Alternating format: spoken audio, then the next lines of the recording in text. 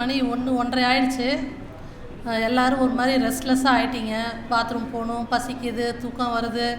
நான் ஒரு 12 வருஷம் ஸ்கூல் டீச்சராக இருந்தேன். இப்போ ஒரு லாஸ்ட் 2 இயர்ஸ் தான் ஒர்க் பண்ணல. ஸோ ஸ்டூடெண்ட்ஸோட மனநிலை என்னன்னு எனக்கு தெரியும். அவங்க எவ்வளோ நேரம் தாக்கு பிடிப்பாங்கன்னு எனக்கு தெரியும். அதிகபட்சமே 45 நிமிஷம் தான். அந்த 4 பேர் இருக்காங்க பார்த்தீங்களா, அந்த பசங்க மாதிரி ஆளுங்கள்லாம் 10 நிமிஷம் தான் தாக்கு பிடிப்பாங்க. ஆக்சுவலாக என்ன பிரச்சனைனா, நான் டீச்சராக 2 வருஷம் ஆச்சு, டீச்சராக இல்லை. பட் இப்போவும் அந்த டீச்சரோட மனநிலையிலே தான் இருக்கேன். எனக்கு யாராவது சத்தம் போட்டால் எனக்கு டென்ஷன் ஆகுது. நான் ஆக்சுவலாக இங்கே கஷ்டப்பட்டு உட்காந்துருந்தேன், இஷ்யூ அப்படின்னு சொல்லணும்னு நினச்சேன் நான் அவங்கள. அது என்னால் மாற்றிக்கவே முடியல. ரொம்ப சத்தம் போடுறது, குரூப்பை வந்து டிஸ்டர்ப் பண்ணுறது, இது இவ்வளோ என்ன அதிக வாக்கிங் போகும்போது ஷூலேஸ் அவுந்து ஒரு பையன் போயிட்டு இருந்தான். டயர் ஷூலேஸ்னு என்ன மீறி வந்துருச்சு அது. ஸோ அதுக்குள்ளேயே நான் போயிட்டேன். அதுலேருந்து வெளியே வரதே ரொம்ப கஷ்டம். ஸோ கொஞ்ச நேரம் டீச்சராக என்னை வச்சுருந்த அந்த க்யூட் 4 பாய்ஸ்க்கும் ரொம்ப நன்றி. அவங்களாம் என்னோடய 10th ஸ்டூடெண்ட்ஸ் மாதிரியே எனக்கு ஃபீல் ஆச்சு. ஏன்னா அந்த மாதிரி ரொம்ப வாழு பசங்களாம் இருக்காங்க. அவங்களெல்லாம் வந்து நான் என் கிளாஸில் யாரும் ஒரு பர்சன் என்னை கவனிக்கலைன்னா கூட விட மாட்டேன். அவங்க என்னவோ கற்றுட்டுன்னு சொல்லிட்டு நான் கிளாஸ் எடுக்கவே மாட்டேன். அந்த வாழு பசங்களை தூக்கி முன்னாடி உட்கார வச்சு அவங்களுக்கு தான் முக்கியமாக சொல்லி தருவேன். இந்த கொஞ்ச நேரம் அவங்க வந்து என்னை கொஞ்சம் டீச்சராக ஃபீல் பண்ண வச்சாங்க. ஐ am so happy for that. Thank you. இங்கே வந்து எல்லாருமே முனைவர், எல்லோரும் பெரிய படிப்பாளிகள், தமிழ் ஆசிரியர்கள். அவங்களுடைய உச்சரிப்புலேருந்து எல்லாமே ரொம்ப சூப்பராக இருந்தது. ரொம்ப மேடை பேச்சாளர்களாக அவங்களாம் இருந்தாங்க. ஸோ இவங்கெல்லாம் பேச பேச எனக்கு ரொம்ப பயமாக இருந்தது. ஏன்னா எனக்கு அப்படிலாம் பேச வராது. ஸோ எனக்கு தெரிஞ்சபடி நான் பேசுகிறேன். அதில் ஏதாவது தவறுகள் இருந்தால் மன்னிச்சிருங்க. முதல்ல வந்து நான் வந்து நன்றி சொல்ல வேண்டியிருக்கு பொள்ளாச்சி இலக்கிய வட்டத்துக்கு. கடந்த வருஷம் வந்து என்னுடைய 2வது கவிதை தொகுப்பு வெளிவந்தது. அப்போது எனக்கு பொள்ளாச்சி இலக்கிய வட்டத்தோட எந்த பழக்கமும் இல்லை. அப்போ தான் ஃபஸ்ட்டு பூபாலனால எனக்கு தெரியும். ஸோ என்னோடய தொகுப்பை பற்றி பேச போகிறாங்க வாங்கன்னு சொன்னப்போ எனக்கு ரொம்ப ஆச்சரியமாக இருந்தது. ஏன்னா வந்து தெரியாதவங்களுக்கு வந்து சப்போர்ட் பண்ணுறது, கை கொடுக்கறதுங்கிறது ரொம்ப கம்மி தான். ஸோ பொள்ளாச்சியிலேருந்து என் புக்கை பற்றி பேசுகிறதுக்காக கூப்பிட்றாங்க, அறிமுகப்படுத்த கூப்பிட்றாங்கன்னு சொன்னப்போ எனக்கு ரொம்ப சந்தோஷமாக இருந்தது.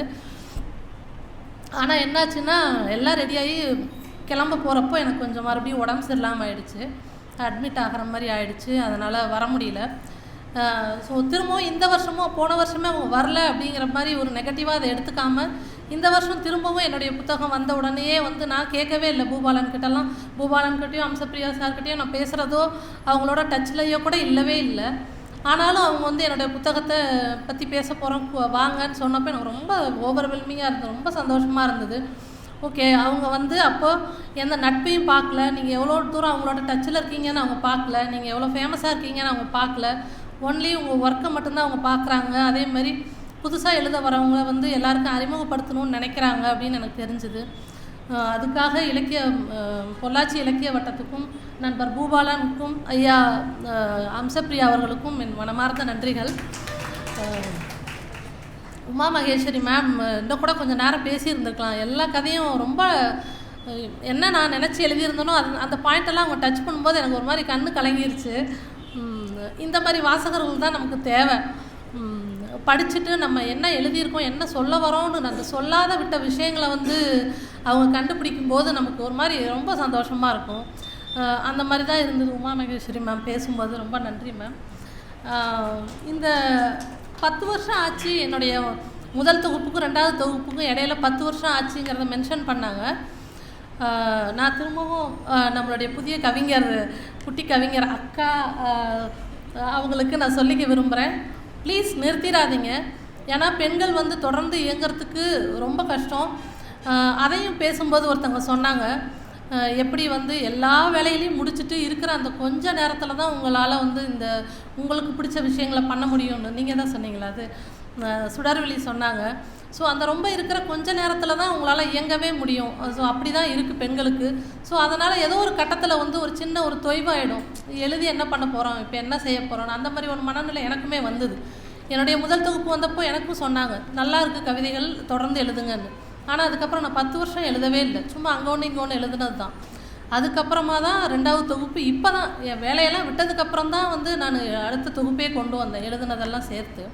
ஸோ பெண்கள் தொடர்ந்து இயங்கிறதுக்கு ரொம்ப தடைகள் இருக்குது. அதே சமயம் நமக்குமே கூட பெண்களுக்குமே கூட ஒரு பெரிய ஒரு சோர்வு ஆகிடுது. எதனாலன்னா வந்து நமக்கு இருக்கிற மற்ற ப்ரெஷர், சோஷியல் ப்ரெஷர் ப்ளஸ் வீட்டிலேருந்து நமக்கு கிடைக்காத ஒரு ஊக்கம். வீடுகள்லையும் வந்து பெருசாக ஒரு வருமானம் வராத ஒரு விஷயத்தை செய்யும்போது பெரிய ஊக்கம் இருக்காது. அவங்க வந்து ஒரு வேலைக்கு போகிறாங்கங்கும் போதே ஊக்கம் இருக்கிறதில்ல. ஆக்சுவலாக நான் டீச்சராகவும் ஒர்க் பண்ணியிருக்கேன். ஒரு வேலையில் இருக்கும்போது பெண்கள் வந்து காலையில் சீக்கிரம் கிளம்பி போகணும், ஒரு 6 மணிக்கு நான் ஸ்கூலுக்கு வந்தாகணும், குழந்தைங்களை கொஞ்சம் நீங்கள் கிளப்பி கூட்டிகிட்டு வந்துடுறீங்களான்னு ஒரு கணவர்கிட்ட கேட்டால் கூட அவ்வளோ கஷ்டமாக இருந்தால் வேலையை விட்டுரு அப்படி தான் சொல்லுவாங்களே தவிர, வீடுகளில் பெண்கள் வேலைக்கு வர பெண்களுக்கே கூட வீடுகளில் சப்போர்ட் வந்து ரொம்ப கம்மி தான். அவங்களுடைய பணத்தை வந்து அவங்க வீட்டு செலவுகளுக்கு யூஸ் பண்ணிக்குவாங்களே தவிர அவங்களுக்கு சரிபாதியாக வேலைகளை பிரித்து கொடுத்து செய்கிறதுங்கிறது கிடையாது. ஐயா ஒருத்தர் பேசும்போது சொன்னாங்க, 4 மணி ஆனால் வந்து பெண்கள் வந்து ஆஃபீஸ் விட்டு கிளம்பலான்னு சொல்லுவாங்க. ஏன் இந்த பெண்களை வந்து வேலைக்கு வைக்கிறது கொஞ்சம் யோசிக்கணும். அவங்க வீட்டுக்கு போகிறதுல தான் இருக்காங்க, மணியை பார்க்குறாங்க, வேலையை செய்கிறது இல்லைன்னு. ஏன்னா அவங்க 4 மணிக்கு மேலே வீட்டுக்கு போய் வீட்டில் அவ்வளோ வேலை இருக்கும். அவங்க அங்கே போய் அசந்து உட்கார முடியாது. போனவுடனே ட்ரெஸ்ஸை மாற்றி கை கழுவிக்கிட்டு குழந்தைங்களை பார்க்க வேண்டியிருக்கும், சமையலை பார்க்க வேண்டியிருக்கும், துணியை துவைக்க வேண்டியிருக்கும், துவைச்சதை மடிக்க வேண்டியிருக்கும். எல்லா வேலைகளும் அவங்களுக்கு காத்துக்கிட்டு தான் இருக்கும். வீட்டில் வேலைக்கு போகிற பொண்ணுக்கு யாரும் வீட்டு வேலையை செஞ்சு வீட்டில் அனுப்புகிறதே கிடையாது. அது அந்த மாதிரி எங்கேயாவது அமைஞ்சதுன்னா அது ரொம்ப அதிர்ஷ்டம்தான். ஸோ 99% பெண்களுக்கு அந்த மாதிரி வேலைக்கு வர பெண்களுக்குமே பொருளாதார ரீதியாக தன்னிறைவு பெற்ற பெண்களுக்குமே கூட வீடுகளில் வந்து இந்த உங்களோட வேலைகள் இதெல்லாம் உன்னோட வேலை அப்படிங்கிற ஒரு எண்ணம் தான் இருக்குது. அவங்களுக்கே கூட அது இருக்குது, பெண்களுக்குமே கூட இருக்குது. இதெல்லாம் என் வேலை, நான் தான் செய்யணுங்கிற மாதிரியான ஒரு மனநிலை இருக்குது. ஸோ பெண்களுக்கு இந்த பெண்கள் தினத்தில் கன்னிமார் சாமி கதையை வந்து நீங்கள் எடுத்தது எனக்கு ரொம்ப சந்தோஷம். ஏன்னா இந்த கதையில், கன்னிமார் சாமி கதையில் இருக்க அத்தனை பேருமே நம்ம டெய்லி பார்க்குற பெண்கள் தான். வாய் திறந்து தன்னுடைய கஷ்டங்களையோ தேவைகளையோ ஆசைகளையோ சொல்ல முடியாத பெண்கள் தான். ஸோ அதை தான் நான் இந்த கதைகளில் எழுதியிருக்கேன். இந்த கன்னிமார் சாமி கதை அவங்க படிச்சுட்டு அழுதேன்னு சொன்னாங்க. இந்த கதை உண்மையான கதை. ஆக்சுவலாக இந்த கதையில் இருக்க 15 கதைகள் இருக்குது. இந்த 15 கதைகளுமே உண்மையை சுற்றி தான் புனையப்பட்டிருக்கு. இது வந்து புனைவு கிடையாது, உண்மை. அந்த எங்கேயோ ஒரு இடத்துல ஒரு புள்ளியாக அது இருக்குது, அதை சுற்றி எழுதப்பட்ட புனைவு தான் இது. ஸோ அந்த வகையில் இந்த கதைகளெல்லாம் வந்து வெறும் கதைகளாகவோ புனைவுகளாகவோ எடுத்துக்க முடியாது. இது கண்டிப்பாக இது எங்கேயோ யாரோ அனுபவிச்சுக்கிட்டு இருந்த, இல்லை அனுபவிச்சுக்கிட்டு இருக்க, இல்லை அனுபவிக்க போகிற பிரச்சனைகள் தான். என்ன இது இவ்வளோ வருஷம் ஆகிடுச்சு, பொண்ணுங்கள்லாம் வேலைக்கு போயிட்டாங்க, அதோ நீங்கள் கூட ஜீன்ஸ் பேண்ட்லாம் போட்டு சுற்றிட்டுருக்கீங்க, இவ்வளோ தூரம் வரீங்க, எல்லாம் மாறிப்போச்சு அப்படிங்கிற மாதிரி எல்லாம். இப்போ முன்ன மாதிரிலாம் இல்லை, பொண்ணுங்கள்லாம் ரொம்ப போல்ட் ஆகிட்டாங்க, பேச ஆரம்பிச்சிட்டாங்க, வேலைக்கு போகிறாங்க, அந்த மாதிரியெல்லாம் ஒரு டாக் இருக்குது. அதெல்லாம் பார்த்திங்கன்னா ரொம்ப ரொம்ப குறைஞ்ச சதவீதம் தான், ஒரு 5% தான் அதெல்லாம் நடந்திருக்கு. இன்னமும் இந்த கதைகளில் இருக்க பெண்கள் மாதிரியும் சப்ரஷனுக்குள்ளே இருக்கிற பெண்கள் இன்னும் வந்து 90% பெண்கள் இருக்காங்க. இதெல்லாம் உடச்சிக்கிட்டு வெளியே வந்து தன்னிறைவு பெற்று வீட்டில் சமமாக, ஆணுக்கு சமமாக ஒரு பெண்ணாக வாழ்கிறவங்கிறது ரொம்ப ரொம்ப குறைஞ்ச சதவீதம் தான். அப்படி இந்த இடத்துக்கு நகர்றதுக்குமே அவங்க இழக்க வேண்டிய விஷயங்களும் நிறையா இருக்குது. ஒரு பெண் வந்து சாதிச்சு மேலே வந்திருக்கா அப்படின்னா அவள் எத்தனை விஷயங்களை அவள் பின்னாடி இழந்திருக்கா, அதுக்காக அவள் வந்து பலி கொடுத்துருக்கான்னு அந்த பொண்ணுக்கு மட்டும்தான் தெரியும். எப்போவுமே ஒரு பெண் வந்து சாதிக்கும்போது அது வெறும் சாதனையாக பார்க்கப்படாது, அது அந்த பெண் அப்படிங்கிறதையும் சேர்த்து தான் பார்ப்பாங்க.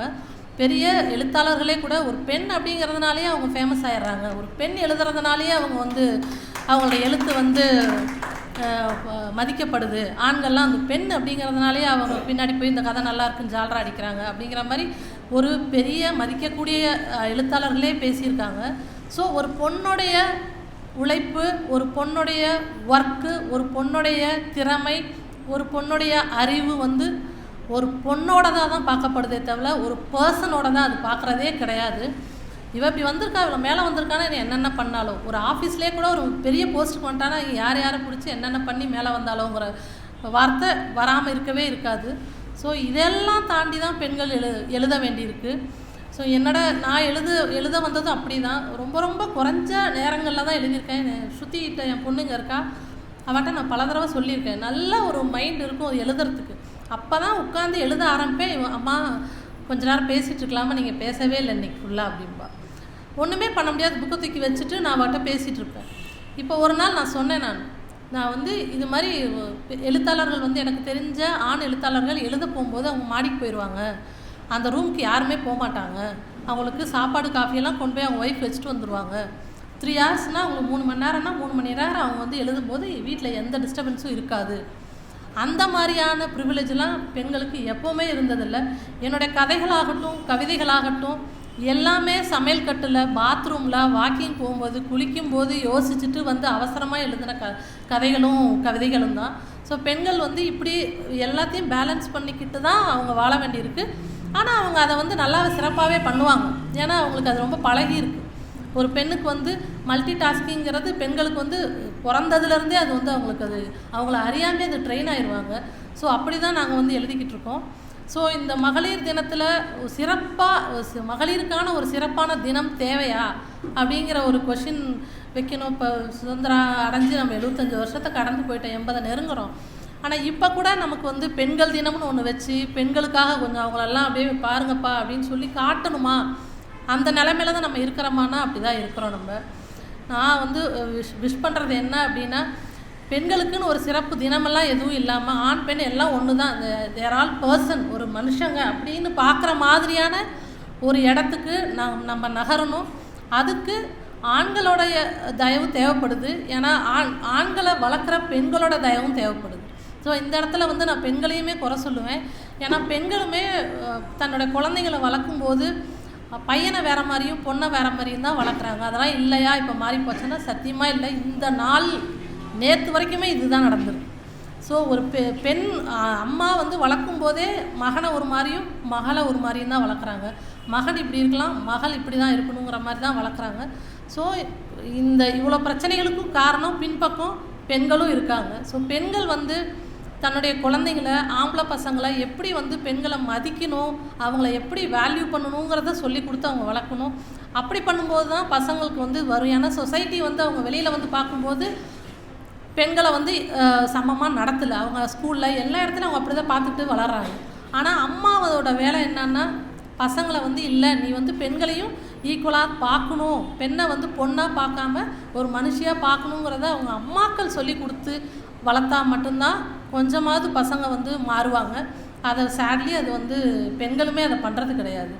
என் பையன் எதுவும் செய்யக்கூடாது அப்படிங்கிற மாதிரியான ஒரு மனநிலையில் தான் பெண்களுமே இருக்காங்க. ஸோ இதை மாற்றங்கள் வந்து பெண்கள்கிட்ட இருந்துமே வரணும். அப்புறம் அப்பா மகள் பற்றி என்னுடைய கதைகளில் வந்து நிறைய குடிகாரங்க வந்து இருக்காங்க, குடிக்கிறவங்க இருக்காங்க அப்படின்னு சொல்லி அதை படித்தவங்க எல்லாருமே சொல்லியிருக்காங்க. நான் வந்து இப்போ அதுக்குள்ளேயே வளர்ந்த பொண்ணு. நான் சொல்லுவேன், நான் என்னோடய ப்ளட்லேயே கூட கொஞ்சம் சாராயம் இருக்கும் அப்படின்னு. ஏன்னா நான் அப்படி ஒரு அப்பாவுக்கு பிறந்த பொண்ணு தான் நான்.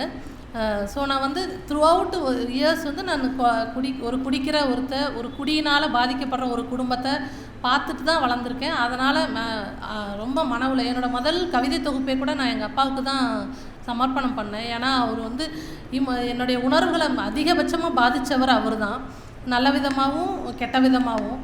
ஸோ அதனால் என்ன அறியாமையே கதைகளில் வந்து அந்த குடிகாரங்க உள்ளே வந்துடுறாங்க. அடுத்த தொகுப்பு அடுத்த கதைகள் எழுதும்போது அதை கொஞ்சம் கவனமாக வச்சுருந்து அதை ஒதுக்க வேண்டியிருக்கு. குடிகாரங்களை உள்ளே கொண்டு வராமல் அந்த சாராய வாடை அடிக்காமல் ஒரு கதை எழுதுறதுக்கு ரொம்ப கவனமாக அதை எழுத வேண்டியிருக்கு. அதை நான் கொஞ்சம் இனிமேல் அதை தவிர்க்கணும்னு நினைக்கிறேன் நான். அப்புறம் சரவணன் பற்றி சொன்னாங்க. கதைகளெல்லாம் எழுதும்போது எனக்கு தெரியவே இல்லை. எழுதி முடித்து ஒரு தொகுப்பாக அது வரும்போது தான் படித்து பார்த்தா நிறைய இடத்துல சரவணன்ற பேர் இருந்தது. யாரா அந்த சரவணன் எனக்கு? ஏன்னா எனக்கு சரவணன் எந்த ஃப்ரெண்டும் இல்லை, என் கூட யாரும் படிக்கவும் இல்லை. நான் ஒரு 7வது வரைக்கும் தான் ஆம்பளை பசங்களோட படித்தேன். அதுக்கப்புறம் ஹாஸ்டல் போயிட்டேன். அதுக்கப்புறம் பசங்களே லைஃப்பில் இல்லை. சரவணங்கிற பேரில் எனக்கு எந்த ஃப்ரெண்டும் இல்லை, எனக்கு யாரும் தெரிஞ்சவங்களும் இல்லை.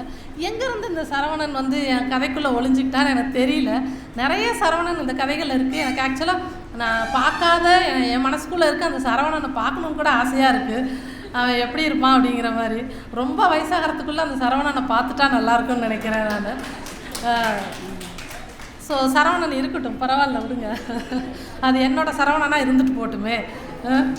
அப்புறம் இந்த வெள்ளைச்சீலை கதை வந்து இந்த விஷயத்தை நான் சொல்லணும். நீங்கள் வந்து திருப்பூர் பக்கம்தான் இருக்கீங்கிறதுனால நம்ம திருப்பூர், கோயம்புத்தூர், நாமக்கல் கிட்டத்தட்ட எல்லாரோட கல்ச்சருமே கிட்டத்தட்ட ஒன்றா இருக்கும்னு நான் நினைக்கிறேன். எங்கள் ஊர் பக்கம்லாம் வந்து வெள்ளை சீலை கட்டலைன்னா பிறந்தவனுக்கு ஆகாதுன்னு சொல்லுவாங்க. இவங்க எனக்கு தெரியலன்னு சொன்னாங்க, எனக்கு ஆச்சரியமாக இருந்தது. எங்கள் ஊர் பக்கம்லாம் அப்படி தான், வெள்ளை சீலை கட்டலைன்னா நீ கலர் புடவை கட்டினா பிறந்தவனுக்கு ஆகாதுங்கிற ஒரு வார்த்தை போட்டு வச்சுருக்காங்க. ஸோ அதனால் பெண்கள் வந்து பயந்துக்குவாங்க.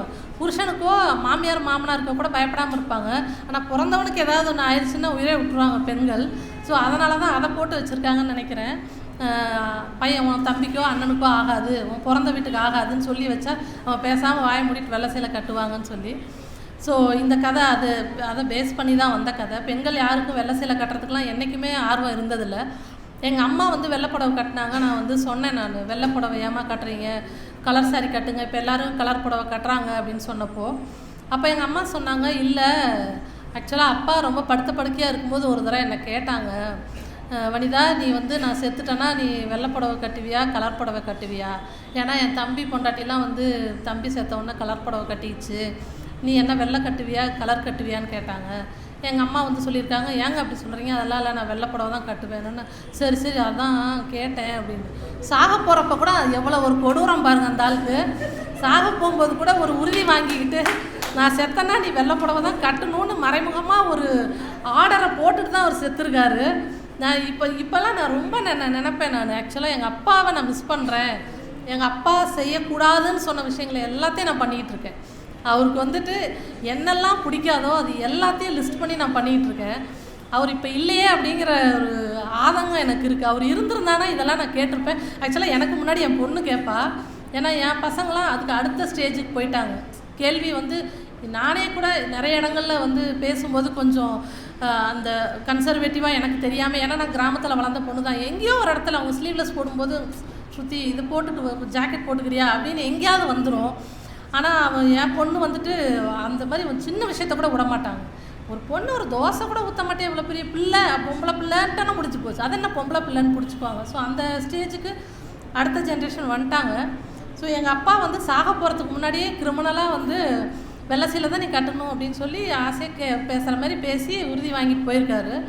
ஸோ ஆண்கள் இதெல்லாம் கில்லாடிங்க. அவங்களுக்கு தெரியும் ஒரு பொண்ணுங்களை வந்து எப்படி வந்து அவங்கள வந்து தடை கொடுத்துக்கிட்டே வேலை வாங்க முடியும், அவங்க நினச்சதெல்லாம் சாதிக்க முடியும்னு தெரியும். ஸோ வெள்ளை சீலை இப்போ எதுக்கு சொல்ல வந்தேன்னா, திருப்பூரில் வந்து எங்களுக்கு தெரிஞ்சவங்க ரிலேட்டிவ் இருக்காங்க. அவங்க வந்து 2ஆம் தரமாக கல்யாணம் பண்ணி போனவங்க, ரொம்ப வயசு வித்தியாசத்தில் 2ஆம் தரமாக கல்யாணம் பண்ணி போய் ஒரு கொஞ்சம் வருஷங்கள்லேயே குழந்தெல்லாம் பிறந்தவங்களே இறந்துட்டாங்க. அவர் ஹஸ்பண்ட் இறந்துட்டாங்க. அவங்க வந்து ஒரு 5 மினிட்ஸ் இருப்பாங்க. அவங்க வந்து வெள்ளைப்புடவை கட்டிட்டாங்க, ரொம்ப சின்ன வயசுலேயே வெள்ளைப்புடவை கட்டிட்டாங்க. இத்தனை வருஷத்துக்கு அப்புறம் கரெக்டாக காலச்சுவடில் இந்த வெள்ளைச்சீலை கதை வந்தது. இந்த கதை வந்திருக்க டைம்லேயே எனக்கு வந்து திருப்பூர்லேருந்து ஒரு கால் வந்தது, நியூஸ் வந்தது. என்னன்னா, இத்தனை வருஷம் வெள்ளைப்புடவை கட்டியிருந்த அவங்களுக்கு அவங்க பேத்தி வந்து கலர் புடவை வாங்கி கொடுத்துருக்காங்கன்னு சொல்லி அவங்க வந்து கேட்ட உடனே, அந்த ஆயா கிட்ட கேட்ட உடனே, ஆயா நீ கலர் புடவை கட்டிக்கிறியா அப்படின்னு சொன்ன உடனே அவங்க வந்து சரின்னு சொல்லிட்டாங்களாம். அப்போ எத்தனை வருஷம் ஆசை வந்து யாராவது அந்த வார்த்தையை நம்மகிட்ட கேட்க அவங்க பொண்ணு கூட அவங்கள கேட்கல. அவங்க பேத்தி வந்து ஆத்தா நீ வந்து வெள்ளை சீலை கட்டிக்கிறியா அப்படின்னு சொல்லி, சாரி கலர் புடவை கட்டிக்கிறியா அப்படின்னு கேட்ட உடனே ஒரு யாராவது எதாவது சொல்லுவாங்க அப்படின்னா, அதெல்லாம் பார்த்துக்கலாம் நான் பார்த்துக்கிறேன் ஆயான்னு சொன்ன உடனே கட்டிக்கிறேன்னு சொல்லியிருக்காங்க. அது மட்டும் இல்லை, இந்த புடவை கட்டிக்கலாமா, அது பார்டர் வச்சு வாங்கலாமா, கட்டம் போட்டது வாங்கலாமா, இந்த கலர் வாங்கலாமா அப்படின்னு அந்த ஆசையில் அவங்க இதை வாங்கலாம் அதை வாங்கலான்னு அவங்க கேட்டதை அவள் சொன்னாள். ஸோ ஒரு பொண்ணு வந்து ரொம்ப இளம் விதவியானவங்க, கிட்டத்தட்ட 25 வருஷம் கிட்ட ஆகி எவ்வளோ ஆசை மனசுக்குள்ளே அதை வச்சு புதைச்சிருந்தா, அது வந்து யாரோ ஒருத்தர் அது வந்து உடைக்கும் போது அதை உடனே சம்மதிக்கணும் அப்படிங்கிற எண்ணம் வந்திருக்கும். எந்த யோசனை, அப்போ எத்தனை வருஷம் ஆசையை வந்து ஒரு பொண்ணு போட்டு உள்ளே வச்சுருக்கா. இதெல்லாம் இது ஒரு சின்ன எக்ஸாம்பிள் தான். இங்கே திருப்பூரில் இப்போ ரீசெண்டாக நடந்தது. அவங்க இப்போ ஒரு 2 வருஷமாக தான் கலர் புடவை கட்டுறாங்க. ஸோ எல்லா இடத்துலையும் பொண்ணுங்க வந்து அவங்களுடைய ஆசைகளை வந்து வெளியே சொல்ல முடியாமல், வெளியே சொன்னால் புருஷன் செத்துட்டா கலர் புடவையில் சுற்றுறாளா அப்படின்னு வரும். எல்லா இடத்துலையுமே வந்து இந்த மாதிரியான கமெண்ட்டுகளுக்கெல்லாம் பயந்து தான் பெண்கள் வந்து தங்களுடைய ஆசைகளையும் தேவைகளையும் வந்து உள்ளே வச்சு அழுத்தி ஒரு கட்டத்தில் அவங்க அதெல்லாம் மறந்தே கூட போயிடுறாங்க. ஆமாம் ஒரு காலத்தில் ஆசைப்பட்டேங்கிற மாதிரி அந்த ஆசைகள் வந்து மேலே விழுந்து அடியில் இருக்க ஆசைகள்லாம் அது அப்படியே சமாதி ஆகிடுது, அழுகி போயிடுது, செத்து போயிடுது. இருக்கிற கொஞ்சம் நெஞ்ச கடைசி ஆசைகள் மட்டும்தான் அவங்களால வந்து நிறைவேற்றிக்க முடியுது. ஸோ என்னுடைய கதைகளில் நான் தொடர்ந்து பெண்களுடைய சொல்லப்படாத விஷயங்களை, என்னோடய அந்தகாரம் கதை கூட கர்ப்பப்பை வந்து அவங்களுடைய பிறப்புறுப்பு வழியாக வெளியே வந்துடுற கதை தான் அது. ஸோ இந்த கதையெல்லாம் வந்து இது வரைக்கும் யாரும் எழுதாத கதை தான். நான் அதை பெருமையாக சொல்லிக்குவேன். ஏன்னா அந்த கதை பெண்களே சொல்ல மாட்டாங்க, சொந்த கணவன்கிட்டயே கூட எனக்கு இப்படி ஒரு பிரச்சனை இருக்குதுன்னு சொல்ல மாட்டாங்க. மார்பக புற்றுநோயாகட்டும், இல்லை கர்ப்பப்பை வந்து தளர்ந்து அவங்களுக்கு யோனி வழியாக வெளியே வந்துடுறதாகட்டும், இதெல்லாம் வந்து அவங்க வந்து அசிங்கமாகவும் அதை வெளியே சொல்லக்கூடாத ஒரு விஷயமாகவும் மறைக்க தான் பார்ப்பாங்க. நமக்கு இந்த நாப்கினே வந்து பேப்பரில் சுருட்டி தான் கொடுத்துக்கிட்டு இருக்காங்க. பொள்ளாச்சியிலே இன்னைக்கு காலையில் அப்படி தான் கொடுத்தாங்க, எங்களுக்கு நியூஸ் பேப்பரில் சுருட்டி தான் கொடுத்தாங்க. ஸோ இன்றைக்கி வரைக்கும் மாறாமல் தான் அது இருக்குது. ஸோ பெண்கள் வந்து அவங்களுடைய உடல் சார்ந்த தேவைகளையும் உடலில் இருக்க பிரச்சனைகளையுமே முதல்ல கணவன்கிட்ட சொல்ல முடியாத ஒரு சூழ்நிலை தான் இருக்குது. அதெல்லாம் அவங்க உடச்சி வெளியே வரணும், சொல்லணும். அதுக்கு பெண்கள் கதைகள் எழுதினா தான் சரியாக இருக்கும்னு நான் நினைக்கிறேன். இந்த கதைகளை வந்து அந்தகாரம் மாதிரியான கதைகளை வந்து சங்கு கதையவோ அந்தகாரம் கதையவோ வந்து பெண் எழுதுனா தான் அது நியாயமாக இருக்கும்னு நான் நினைக்கிறேன். முழுசாக உயிரோட்டமாக இருக்கும்னு நான் நினைக்கிறேன். ஸோ பெண்கள் வந்து அவங்க நினைக்கிற விஷயங்களை எல்லாருமே எழுத்தாளர்கள் கிடையாது, எல்லாருமே கவிஞர்கள் கிடையாது. ஸோ எல்லோரும் எழுதி தான் தீரணும்னு இல்லை. ஆனால் அவங்க வந்து வீட்டில் பேசலாம், அவங்க குழந்தைங்கக்கிட்ட பேசலாம். குழந்தைங்களோட நடக்கிற அந்த உரையாடல் ரொம்ப ரொம்ப முக்கியமாக ஆண் குழந்தைங்கக்கிட்ட. ஸோ நிறைய விஷயங்களை நான் ஒர்க் பண்ணும்போது எங்கள் ஸ்கூலில் ஸ்டூடெண்ட்ஸ் கிட்ட ஒர்க் பண்ணும்போது நான் வீட்டுக்கு தூரமாக இருந்தேன்னா பசங்கக்கிட்டையும் சேர்த்தே சொல்லுவேன். நான் ஏன்னா அன்றைக்கி பீரியட் ஆகிடுச்சு, அதனால் எனக்கு கொஞ்சம் வயிறு ரொம்ப வலிக்குது, கால் ரொம்ப குடையுது, டயர்டாக இருக்குது, நான் உட்காந்துக்கிட்டா அப்படின்னு பசங்கக்கிட்டே சொல்லுவேன்.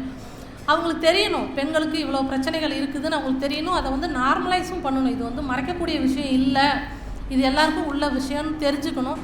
ஸோ பெண்கள், தாய்மார்கள், அக்காக்கள் அவங்க தம்பிகள்கிட்டையும் பசங்கக்கிட்டையும் ஹஸ்பண்ட்கிட்டையும் அவங்களுடைய பிரச்சனைகளாக பேசணும், வெளியில் சொல்லணும். மேபி சொன்னால் ஆண்கள் வந்து கொஞ்சமாவது புரிஞ்சுக்குவாங்க, சரியாக நடந்துக்குவாங்க. ஏன்னா நம்ம ஃபுல்லாக ஆண்களை வந்து வில்லனாக்கணும்னு அவசியம் இல்லை.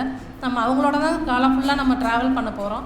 ஸோ ஆண்கள்கிட்ட நமக்கு தேவையானதை சொல்லி கேட்டு வாங்கிக்க வேண்டிய இடத்துல பெண்கள் இருக்கிறோம். நம்ம அதை செய்யணும்னு நான் நினைக்கிறேன். வாய்ப்பு வழங்கின இலக்கிய வட்டம், பொள்ளாச்சி இலக்கிய வட்டத்துக்கு எனது மனமார்ந்த நன்றிகள். இவ்வளோ நேரமாக பொறுமையாக நான் பேசுகிறத கேட்டுக்கிட்டு இருந்த எல்லாருக்கும் ரொம்ப நன்றி. வணக்கம்.